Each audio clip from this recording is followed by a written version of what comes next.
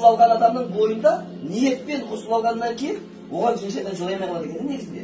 Ана қолын бояп алған, тырнағын бояп алған қыз келіншектерде қосылу жоқ қой ол. Қымбат моншаға барып шомылса да мысалға. Сондықтан олар түнде ұйықтағанда ол қыз бен келіншектер күйеуі болсын болмасын еркек жындармен қосыла береді. Олар өздері білмейді.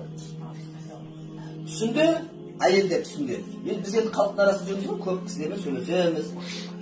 Еркек адам түсінде өз әйелімен қосыла ма, бөтен әйелімен қосылатын болса, біліп қойсын, жындардың әйелімен қосылды ол.